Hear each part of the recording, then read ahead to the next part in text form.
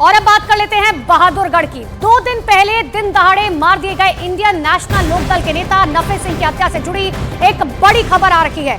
INLD के Haryana chief Nafe Singh Rathi की हत्या के मामले में गैंगस्टर कनेक्शन निकलकर सामने आया है। उनकी हत्या के पीछे एक गैंगस्टर के होने का शक है। विदेश में बैठे गैंगस्टर पर ही अब तक शक गहरा रहा है। हमलावरों में उस गैंगस्टर के शूटर हो सकते हैं। साथ ही 5 शूटरों ने नफे सिंह की कार पर बीते रविवार को ताबड़तोड़ फायरिंग की थी, जिसमें नफे सिंह और उनके एक समर्थक की मौत हो गई, जबकि उनके ड्राइवर और बॉडीगार्ड जख्मी हो गए।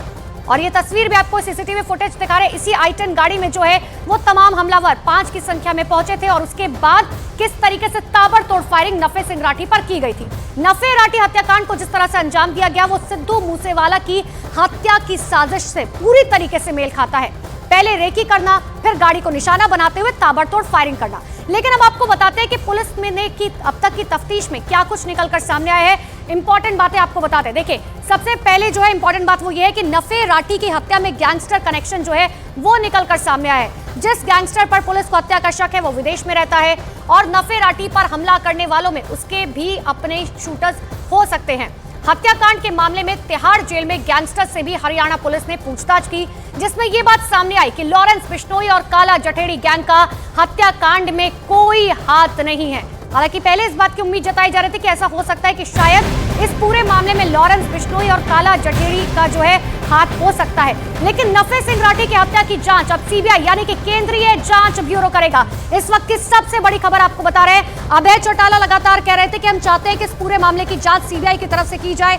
इसी के साथ ही हरियाणा के गृह मंत्री अनिल विज ने नफे राठी की हत्या पर बड़ा बयान देते हुए कहा, आरोपियों को बख्शा नहीं जाएगा।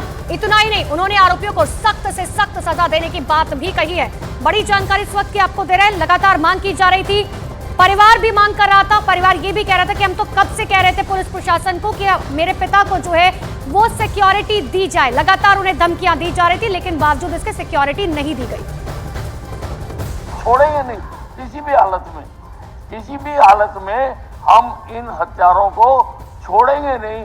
जो भी पाए जाएंगे उनके खिलाफ सख्त से सख्त कार्रवाई की जाएगी।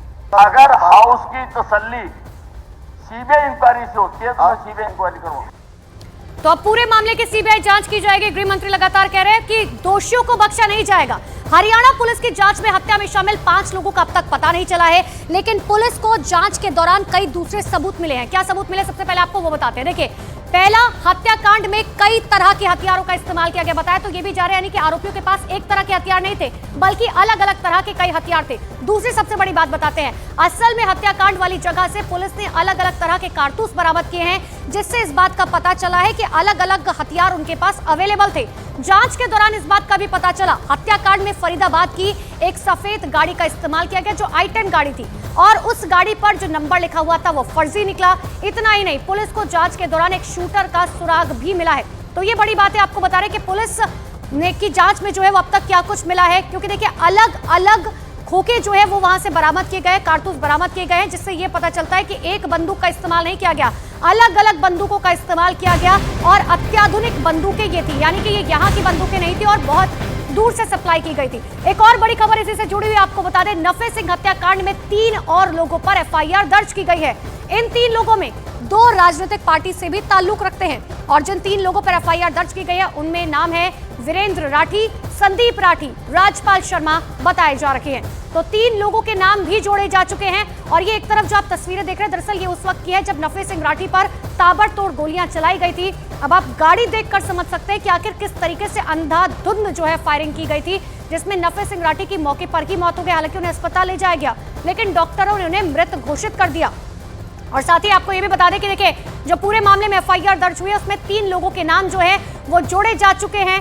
वीरेंद्र राठी, संदीप राठी और राजपाल शर्मा का नाम जो है बताया जा रहा है, क्योंकि परिवार की तरफ से साफ तौर पर कहा जा रहा है कि पहले भी लगातार धमकियां पिता को मिल रही थी, लेकिन सिक्योरिटी नहीं दी गई।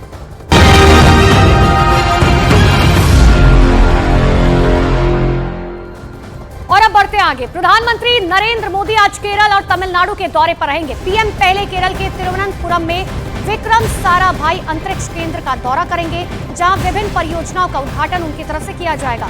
साथ ही पीएम मोदी प्रधानमंत्री नरेंद्र मोदी गगनयान मिशन का रिव्यू भी करेंगे।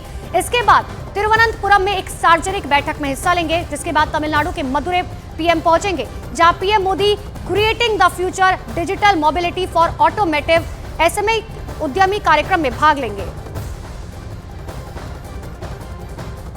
तो ये बड़ी जानकारी आपको दे रहे। देखिए, प्रधानमंत्री नरेंद्र मोदी केरल और तमिलनाडु के दौरे पर है। पीएम सबसे पहले केरल के तिरुवनंतपुरम में विक्रम साराभाई अंतरिक्ष केंद्र का दौरा करेंगे, जहां विभिन्न परियोजनाओं का उद्घाटन उनकी तरफ से किया जाएगा।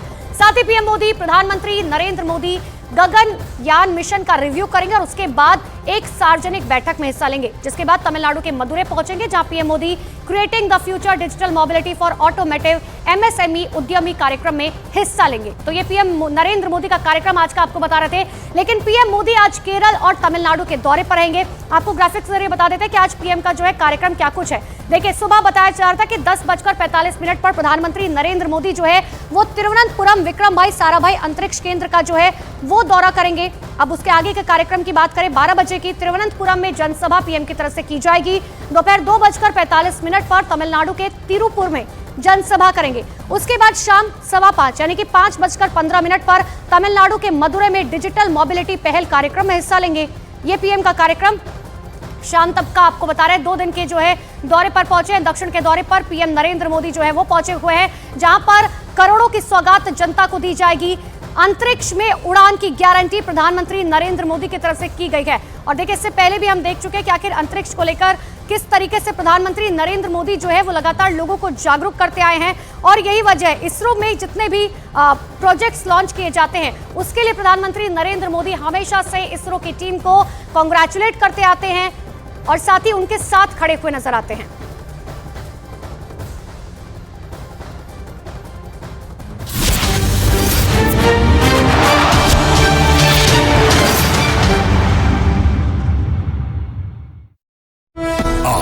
तो उत्तर प्रदेश में समाजवादी पार्टी को है मैदान में। आप दूसरी तरफ कर्नाटक में देखेंगे तो 4 सीट पर फाइट दिखाई दे रही है, लेकिन उम्मीदवार 5 है। और दूसरी तरफ हिमाचल प्रदेश में 1 सीट पर चुनाव होना है। भारतीय जनता पार्टी और कांग्रेस में इस वक्त सीधी टक्कर वहां पर देखी जा रही है। इंतजार करना होगा नतीजे आने तक का, लेकिन सबसे बड़ी खबर यह है कि 3 राज्यों की 15 राज्यसभा सीटों पर आज मतदान होना है। और चलिए अब आपको ग्राफिक्स के जरिए राज्यसभा चुनाव की पूरी जानकारी क्या मिल रही है वो मैं आपको बता देती हूं। सबसे पहले आप ये जानिए कि 3 राज्यों की 15 राज्यसभा सीटें ऐसी जिस पर मतदान होना है। इसके बाद उत्तर प्रदेश, हिमाचल, कर्नाटक में क्रॉस वोटिंग की आशंका है। उत्तर प्रदेश में 10, हिमाचल प्रदेश में 1 और कर्नाटक में 4 सीट पर वोटिंग है।